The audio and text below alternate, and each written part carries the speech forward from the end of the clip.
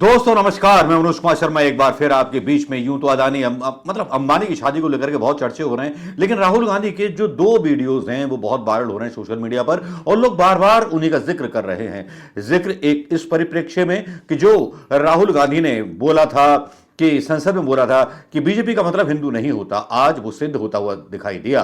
Bharatiya Janata party की उपचुनावों में बहुत बुरी तरह हार हुई है। 13 में से केवल 2 सीट मिल पाई, 11 सीट बीजेपी की निबट ली।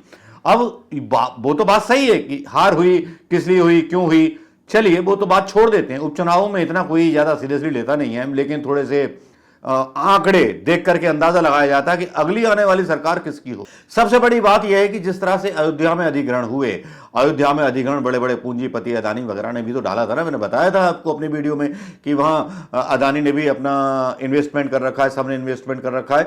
अरे राम तो राम, अयोध्या तो अयोध्या, बद्री विशाल भी इनका साथ छोड़ गए। जी हाँ, बद्रीनाथ से कांग्रेस के लखपत सिंह जो है चुनाव जीत गए, बद्री विशाल भी गई, उत्तराखंड में रही सही, इज्जत भी तार तार हो गई। इसीलिए इस वीडियो में हवाला दिया जा रहा है और लोग ये बोल रहे हैं। पहले ये वीडियो सुन लीजिए राहुल गांधी का। राहुल गांधी बोल क्या रहे हैं। नहीं नहीं नहीं नहीं नहीं नहीं, नरेंद्र मोदी जी पूरा हिंदू समाज नहीं है, बीजेपी पूरा हिंदू समाज नहीं है, आरएसएस पूरा हिंदू समाज नहीं है।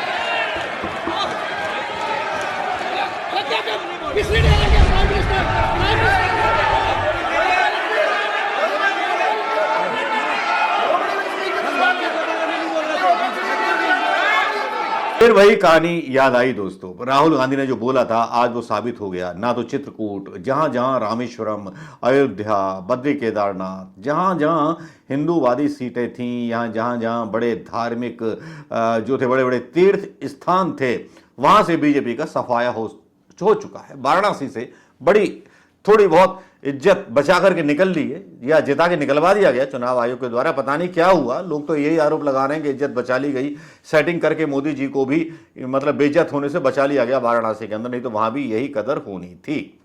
आखिर ऐसा क्या हुआ कि बीजेपी से लोगों का मोहभंग होता जा रहा है और बीजेपी का राम मंदिर से मोहभंग होता जा रहा है। क्या कारण है कि योगी सरकार पर उंगलियां उठने लगी हैं, योगी सरकार के ही मंत्री योगी सरकार पर सवाल उठाने लगे हैं, सरकार के बारे में उल्टे सीधे बयान करें। क्या योगी का भी जो है तख्ता पलट होने वाला है? चलिए योगी जी के बारे में बाद में बात की जा सकती है, लेकिन दूसरे वीडियो की बात कर लें। दूसरा वीडियो है राहुल गांधी का अंबानी की शादी के बारे में, जिसमें उन्होंने बहुत दिनों पहले भारत जोड़ो यात्रा के दौरान बोला था कि देखिएगा अंबानी की शादी दिखाई जाएगी, और अंबानी की शादी दिखाएगी टीवी चैनलों पर। यहाँ बड़े बड़े नेता, ऐसा संसार का कुछ सेलिब्रिटी नहीं था जो वहां मतलब गुलाम बन करके ना पहुंचा हो अंबानी के यहाँ। तो किसानों की आदत नहीं बिगाड़ना चाहते, मगर अदानी की आदत बिगाड़ना चाहते हो। तो मतलब किसान ने क्या गलती की? और ये किसान है कौन? ये 73% है। अब आपने देखा होगा वहां पे हरियाणा पंजाब में सड़क को ब्लॉक कर दिया है, देखा आपने? वहां पे कीले गाड़ रखी हैं। अब क्यों गाड़ रखी है मैं आपको बताता हूं। क्योंकि किसान कह रहा है कि देखिए भैया,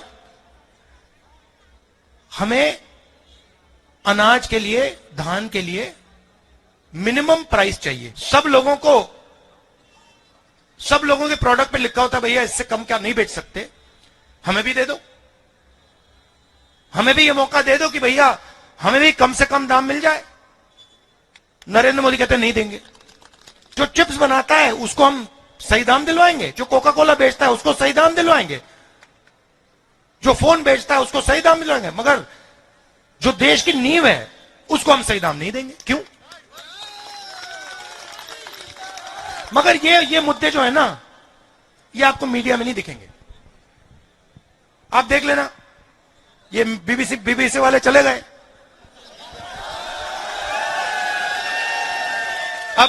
अब राहुल गांधी जो बोल रहे हैं वो कैसे दिखा सकता है? अब वो क्या कहेगा? आप देखा, अब जाएगा टीवी पे, आप देखेंगे अंबानी जी के बेटे की शादी हो रही है, आप देखना। वहां पे धूमधाम से मतलब मजा आ रहा है, दुनिया के लोग आ रहे हैं, सेल्फी ली जा रही है, और आप लोग यहां पे भूखे मर रहे हो। तो यही सच्चाई है, ये मैं आपके सामने रखना चाहता था। आपने इतने प्यार से मेरी बात सुनी, इसके लिए दिल से धन्यवाद। यहाँ तक कि नेता भी वहाँ मौजूद थे। अखिलेश यादव की मौजूदगी वहाँ थोड़ा सा सवाल उठा रही थी कि जबकि राहुल गांधी अंबानी अदानी के खिलाफ हमेशा बोलते रहते हैं सब जगह, उद्धव ठाकरे की मौजूदगी, ममता बनर्जी की मौजूदगी, शरद पवार की मौजूदगी पता नहीं क्या कह रही थी, लेकिन कुछ तो बयान कर रही थी वो कहानियां अंबानी परिवार रच रहा है। क्योंकि अंबानी को भी अपनी जाती हुई सत्ता का और अपने जाते हुए बिजनेस एम्पायर का डर है। कहीं ऐसा तो नहीं हुआ कि इंडिया गठबंधन के लोगों को इकट्ठा किया गया, लेकिन राहुल गांधी क्यों नहीं पहुंचे? राहुल गांधी को तो पहुंचना था, जबकि राहुल गांधी जो थे उनके यहाँ अंबानी गए थे, लेकिन उस दिन राहुल गांधी राजमिस्त्रियों के साथ व्यस्त थे किसी की दीवार चिनने में। शायद वो गठबंधन, इंडिया गठबंधन की वो दीवार थी जिसको सीमेंट और गारे की जरूरत है, शायद वही चुनने पहुंचे थे। लेकिन यहाँ एक प्रतीकात्मक चीज नजर आई, जो राजनीतिक मायने इसका अगर निकाले जाएं तो वो राजनीतिक मायने बहुत बड़े निकलते हैं। हो सकता है कि 2014 की भूमिका मोदी को प्रधानमंत्री बनवाने में अदानी ने निभाई हो। कहीं ऐसा तो नहीं कि इंडिया गठबंधन के लिए अंबानी अब बैटिंग करने के लिए उतर आए हों, इसीलिए इंडिया गठबंधन के अधिकतर लोग पहुंचे। वैसे तो स्मृति ईरानी, बीजेपी के भी लोग पहुंचे थे, इसको अदरवाइज लड़ने की जरूरत नहीं है, लेकिन लोग ऐसा अंदाजा लगा रहे हैं। यहां मौजूद सब थे और मौजूदगी जो है बहुत मायने रखती है, लेकिन राहुल गांधी वहां से गायब थे। लोग राहुल गांधी की तारीफ कर रहे थे कि राहुल गांधी सीधे सिंपल आदमी है, वो वहां नहीं गए। शायद इन्हीं बातों से राहुल गांधी का कद दिनों दिन मोदी से ऊंचा होता जा रहा है, अपने बयानों से लेकर के, अपने क्रियाकलापों से लेकर भी। क्योंकि राहुल गांधी ने स्मृति ईरानी के बचाव में जो बात कही और जिस तरह से बीजेपी को मिर्ची लगी, वो वाकई में दर्शाती है कि जब सही बात कहते हैं राहुल गांधी, चाहे वो बता दें कि यहाँ पे सांप है मत निकलो, और बीजेपी वाले चिल्लाने लगे तो समझ जाओगे वहां सांप है, गड़बड़ है कुछ। तो इस तरह की एक अपनी छवि अपने आप गढ़ रहे हैं राहुल गांधी। ना किसी मीडिया के सहारे की जरूरत है, ना किसी के सहारे की जरूरत है, और सोशल मीडिया पर वो जनता उनकी छवि को गढ़ रही है एक ऐसे नायक के रूप में जिसकी बराबरी आने वाले समय में नेल्सन मंडेला और महात्मा गांधी की तरह की जाएगी। जो इस तरह से उनका व्यवहार है, जिस तरह से डाउन टू अर्थ है राहुल गांधी, वो अपनी कहानी अलग लिख रहे हैं। लेकिन यहाँ इसी बीच खबर आती है कि ममता बनर्जी का एक बयान आता है जिसमें ममता बनर्जी कहती हैं कि खेला होकर रहेगा, मोदी जी की सरकार ज्यादा दिन नहीं चलेगी। तो क्या कौन सा खेला होने वाला है, इसका इंतजार रहेगा। क्योंकि इसी बीच ममता बनर्जी जो थी मिलती हैं उद्धव ठाकरे से, शरद पवार से और अखिलेश यादव से। वहां मीटिंग होती है, बाकायदा बात होती है, और उस मीटिंग में जो सीक्रेट मीटिंग थी, तेजस्वी यादव भी शामिल होते हैं। लेकिन फोटो वही बाहर आए जो मीडिया को दिए गए, लेकिन वो फोटो और वो विचार बाहर नहीं आए जो मीडिया को नहीं दिए गए। क्या अंबानी की शादी ऐसा मौका था कि जिसमें सब इंडिया गठबंधन के नेता मिले, आपस में सहमति बनी? महाराष्ट्र चुनाव में कि जिस तरह से महाराष्ट्र चुनाव में फडणवीस प्रधानमंत्री मोदी और अमित शाह की नजरों से गिरते जा रहे हैं, और लाठी और एकनाथ शिंदे और अजीत पवार गले की हड्डी भारतीय जनता पार्टी की बन रहे हैं, क्या आने वाले टाइम में महाराष्ट्र का चुनाव भी बीजेपी खो देगी जिस तरह से आज उपचुनाव हारी है? या इंडिया गठबंधन के लोग क्या कहना चाह रहे थे? कोई बात थी या कुछ राज था, या क्या बात थी? क्या कुछ खिचड़ी पक रही है या कुछ ऐसा पक रहा है जो प्रधानमंत्री मोदी की सोच से परे है? क्या ऐसा हो सकता है कि ईडी का छापा अंबानी पर डल जाए?